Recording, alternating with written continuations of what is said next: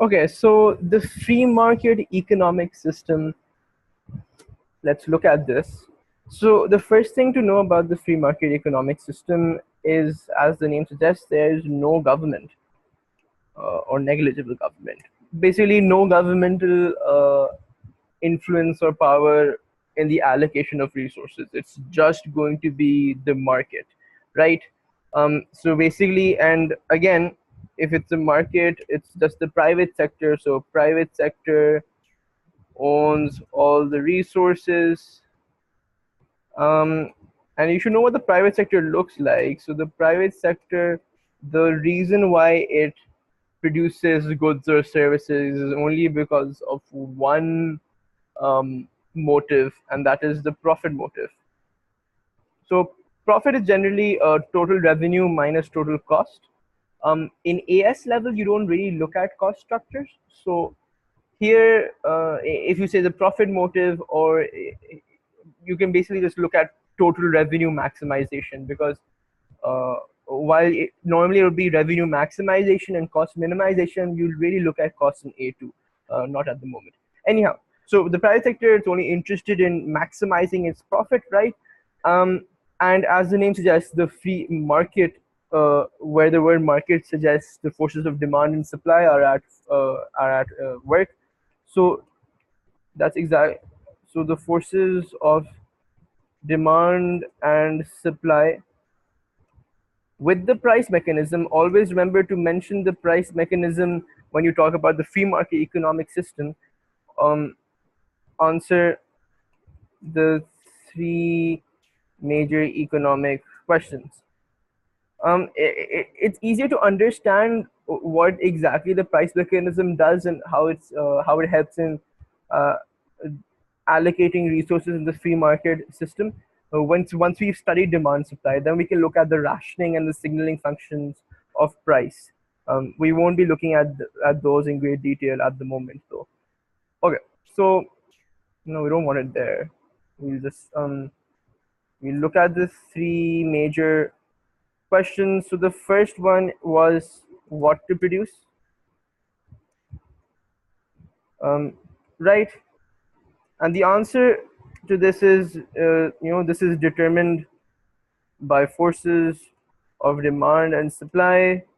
Whatever equilibrium, whatever quantity that they derive, that would be what would be produced, right? This links to how the consumer is sovereign in the market economic system, which means how it has a certain amount of autonomy or agency or decision making power with regards to deciding what is to be produced, because consumers can affect the demand conditions in the market, and when demand conditions change, producers respond to that, and hence, if they demand more of something, it would be produced more. If they demand less of something, of a product, it would be produced less. Anyway, so determine the forces of demand supply, with the price mechanism. So let's look at question 2, which is how to produce. And this is basically the most efficient method. Normally, the two options are capital intensive or labor intensive.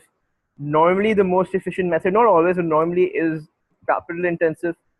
So more machines and less actual workers, which isn't too good, as we'll study, because then these systems are more prone to unemployment.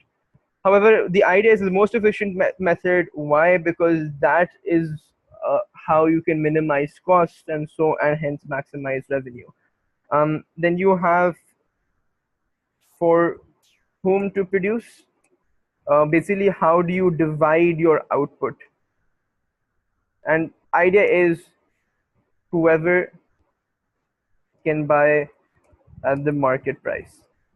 I mean, it doesn't really matter whether or not someone else deserves it more, whether on the basis of equity things should be distributed. All of that doesn't matter here. It's all is like, just who has the money, they can come and buy it. Who, if you don't have the cash, sad for you.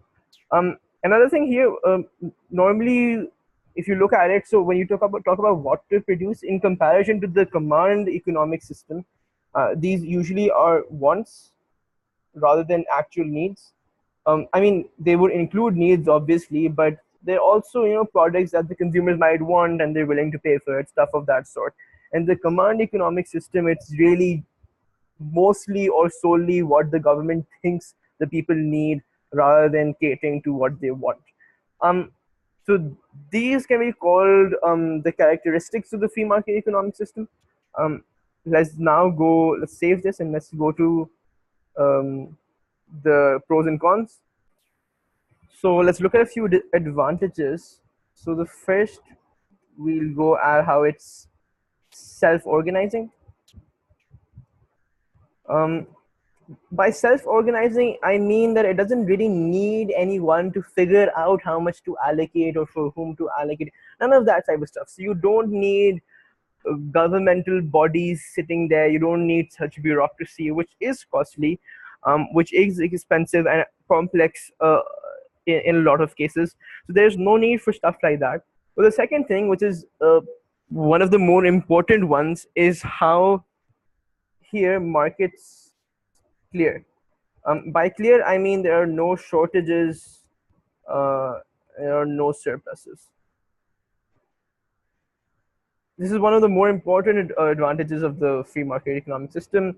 And the reason for this is basically the price mechanism. If there is a shortage, where a shortage is where the quantity demanded exceeds the quantity supplied, the price will just increase, which will ration out. And as the rationing mechanism takes place, the quantity demanded decreases, the quantity supplied increases, you go back to equilibrium. If there's a surplus, you just decrease price, and again the same thing happens, and a similar thing happens, and you go back to equilibrium. So you can basically credit the price mechanism here, right? So the third advantage is competition.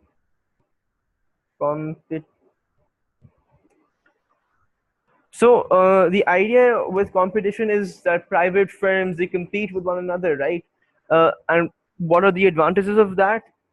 Because of that, consumers have a lot of choice with regards to who to consume from. There are competitive prices, which is good for the consumer. There's innovation and cost efficiency, which is good for overall. The fourth advantage is or rather or incentives, because everyone's in the market economic system, everyone's kind of just looking out for themselves, right? Just trying to maximize whatever benefit that they have, that they want, right? So because of that, for example, because with regards to firms, because they have an incentive, they have the profit motive, right?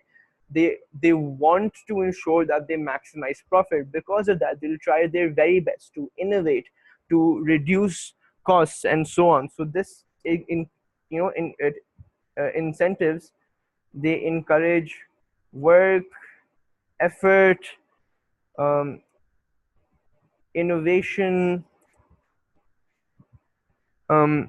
yeah, and basically and a lot. So a lot of nice good things, right? And the idea of self-interest is it goes, like you can look at it from three ways. So firms seek to maximize profits, consumers seek to maximize utility, which is basically the satisfaction or they get from consuming. So and workers seek to maximize wages. So there's some sort of accountability, or you could say, because of this, because consumers are trying to maximize utility, they go for the products that are higher quality or lower price, which ensures that firms have to continuously innovate in order to maximize innovation, because they can't simply increase prices. However, they can't simply decrease wages either to cut costs, because workers are there and they're trying to maximize their wages. So it's kind of like, theoretically at least, it has some sort of accountability. However, this doesn't always work, as we'll see as we go to the disadvantages. So the major disadvantage is market failure. Um, and I and I decided to explain market failure in a different video, but just to give you an idea of it, it is basically the misallocation of resources. Anything linked to that is market failure. I will explain that in the next video, because it'll take a little time, right? A few other disadvantages. First, you have, you fail to achieve macroeconomic goals. A lot of macroeconomic goals you could fail to achieve. For example, as we just talked about, how usually these firms prefer capital intensive production mechanisms as or methods because they're usually more efficient, and they're just going to go for the more efficient one. If so, then the macroeconomic goal of unemployment, of full employment, might not be achieved. The macroeconomic goal of having balance payment equilibrium might completely be sidelined, stuff like that, because no one cares about it. Another macroeconomic goal about having stability might go away. So it does result in macroeconomic instability. So stuff like inflation, recession, like large swings of the business cycle, all of that, because no one's really there, no government's there having policies, corrective policies, stabilization policies for this, or allocating resources taking into account the inflation or the business cycle of the economy. Everyone is just interested in their own micro self-interest, and hence this all of this type of stuff, this macro stuff, is just sidelined. And another thing, this is not really economic, but the idea of equity is basically, you can call it fairness, I guess. Well, not the fair and lovely wala, but being just and so on. You fail on that, on those grounds, because this usually leads to uneven distribution of income. I mean, because there's no attempts are made to correct whatever uneven distributions exist. Like, there's no system of welfare or anything, because for all of that, you have to have a government. And since the output is divided amongst the people who can pay, it's just basically whoever can pay can buy it. It just further makes this uneven distribution more. It just emphasizes on it even more. But again, the idea here is that these two, the latter two rather, so these two aren't as important. The major bulk is here is the major disadvantages are within market failure, which we look at in the next video. But this was just a sufficient introduction that you do need to the market economic system.